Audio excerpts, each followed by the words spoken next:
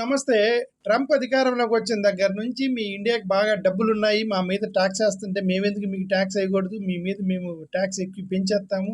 మా ప్రొడక్ట్స్ మీద మీరు టాక్స్‌లేస్తున్నారు. అని ఒక పక్క ఒకటే ఏడుపు ట్రంప్‌ది. అధికారంలోకి వచ్చిన దగ్గర నుంచి ఇండియా మీద పడి ఏడుస్తున్నాడు. ఓకే.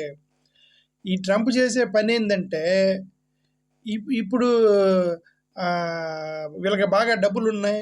మనకంటే రిచ్ కంట్రీ. మనకంటే బాగా ఎకానమీ ఉంది. మనకంటే ఎక్కువగా ఎలక్షన్ ఖర్చు పెడుతున్నారు. ఇదే వచ్చిన దగ్గర నుంచి ట్రంప్‌కి ఇదే గోల. ఓకే. భారతదేశానికి నేను ఎందుకు డబ్బులు ఇవ్వాలి? ఎందుకు డొనేట్ చేయాలి? ఎందుకు ట్యాక్స్ ఎత్తేయాలి? పెద్ద కష్టం తెచ్చిపెట్టేస్తున్నాడు భారతదేశానికి ఇంటర్నేషనల్ మార్కెట్‌లో ఈ ట్రంప్ వల్ల. భారతదేశానికి కొద్దిగా నష్టం వచ్చేస్తుంది. మోరోవర్ అక్కడ అమెరికాలో పనిచేసి ఇల్లీగల్ మొత్తాన్ని బయటికి నెట్టేస్తారంటే కాళ్ళకి చైన్ వేసి పంపించాడు భారతదేశానికి. ఓకే. సరే, ఇప్పుడు ఏంటంటే ట్రంప్ ఇప్పుడు కొత్తగా ఇంకొకటి తీసుకొచ్చాడు. ఏంటంటే అది భారతదేశానికి 42 అంటే భారతదేశానికి ఎంత 21 మిలియన్స్ ఏమంటారు ఓటర్ పోలరైజేషన్ కోసం అని చెప్పి, ఓటర్ టర్న్అవుట్ కోసం అని చెప్పి డొనేషన్ ఇచ్చిందంటండి అమెరికా. భారతదేశంలో ఎవరికో డొనేషన్, ఎవరికో ఏంటి తీసుకెళ్ళిపోయే దారిని పోయే ట్రక్కులు వేసేస్తారేంటి డబ్బులు? ఏదో ఒక అకౌంట్లో వేయాలి కదా. అది ఎవరికి ఇచ్చాడో తెలియదా ట్రంప్కి?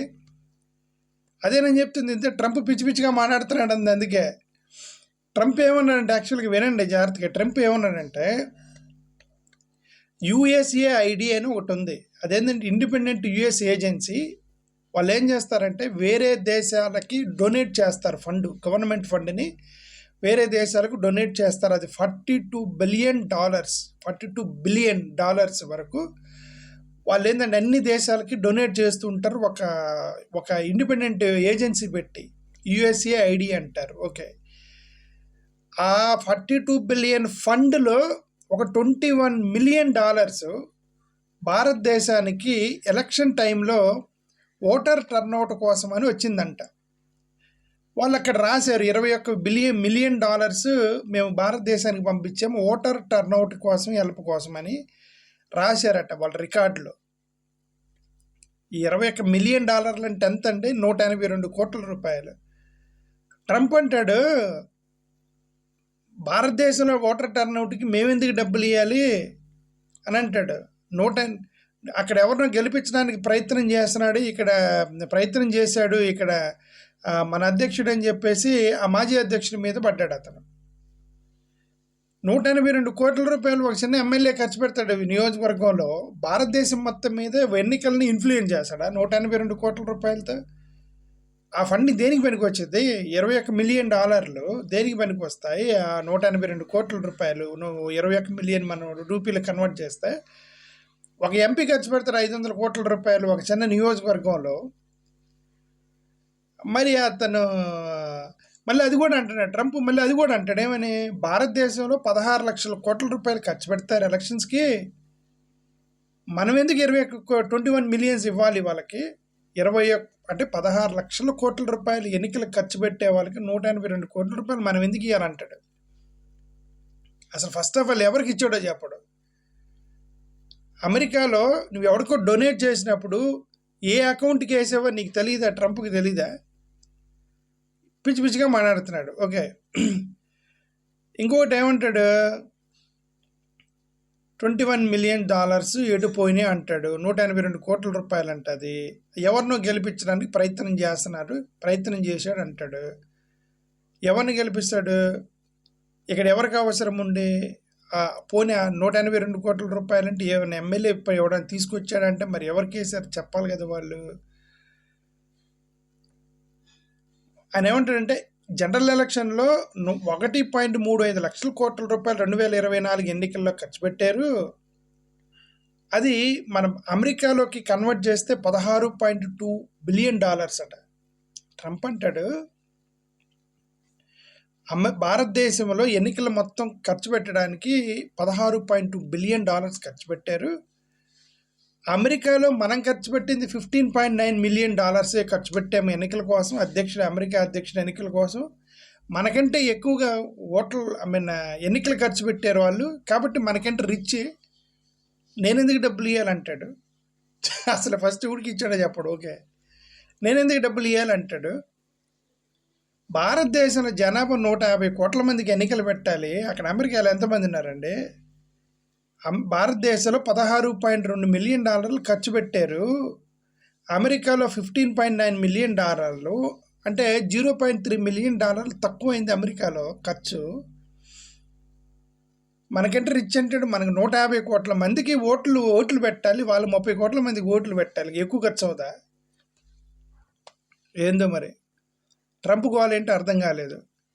మళ్ళీ అంటాడు నాకంటే మన దేశం కంటే ఎక్కువగా డబ్బులు ఉన్నాయి వాళ్ళ దగ్గర.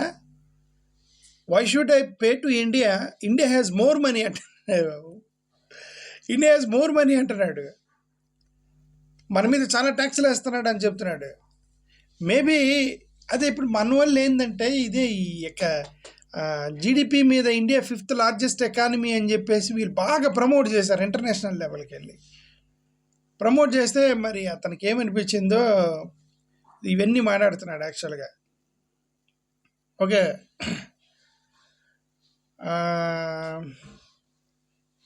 ఇండియాలో ఇంకొకటి కూడా మాట్లాడాడు. ఇండియాలో ఓటర్ టర్న్అవుట్ 65.79% వచ్చింది.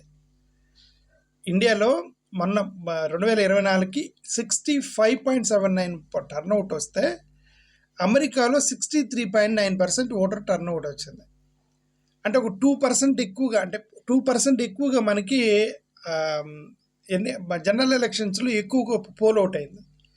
మళ్ళీ అదంటాడు ఇండియాలో 65.79% ఓటర్ టర్న్అవుట్ అయితే మన అమెరికాలో 63.9% అయింది. వాళ్ళకంటే ఎక్కువగా మన టర్న్అవుట్ అయినప్పుడు వాళ్ళ టర్న్అవుట్ కోసం మనం డబ్బులు ఇచ్చేది అంటాడు. అతను కరెక్ట్ యాక్చువల్గా ఆ మాట చెప్తాయి. బట్ ఆ డబ్బులు ఎవరికి ఇచ్చాడు చెప్పట్లేదు మళ్ళీ. ఓకే, ఏదో 1961 యుఎస్ RIS వెబ్సైట్ మొత్తం మూసేశారు. మళ్ళీ చాలా జాగ్రత్తగా మాట్లాడుతున్నాడు. ఏమని? నేను ఇది గవర్నమెంట్కి చెప్పాలి. అక్కడ ఎవరో గవర్నమెంట్ ఎవరినో గెలిపించడానికి ప్రయత్నం చేశాడు, రైట్? కాబట్టి నేను ఇండియన్ గవర్నమెంట్కి దీన్ని లీక్ చేయాలి, ఇది పెద్ద బ్రేక్ త్రూ అన్నాడు. అంటే మోడీ గవర్నమెంట్కి కంప్లైంట్ చేస్తారట ఫోన్ చేసి, ఇదిగా మీ గవర్నమెంట్లో మీ పోయిన ఎన్నికల్లో ఎవరినో గెలిపించడానికి ఇక్కడ మా అమెరికా నుంచి డబ్బులు పోయినాయి అని మోడీకి చెప్తాడంట. అంటే అతని ఉద్దేశం అంటే మోడీతో గొడవ పెట్టుకోవడం ఇష్టం లేదు అతనికి. మోడీతో గొడవ పెట్టుకోవడం ఇష్టం లేక ఎవరికో అంటున్నాడు. బీజేపీకే ఇచ్చి ఉండొచ్చుగా, ఒకవేళ వస్తే బీజేపీ ఎమ్మెల్యేని అయి ఉండొచ్చు కదా.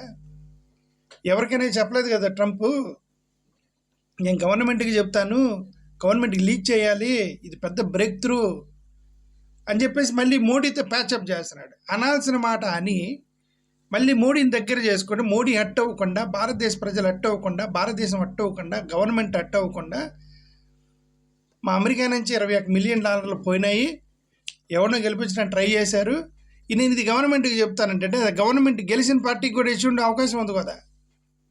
సరే పోనీ అపోజిషన్ వాళ్ళకి ఇచ్చాడని చెప్పొచ్చు కదా.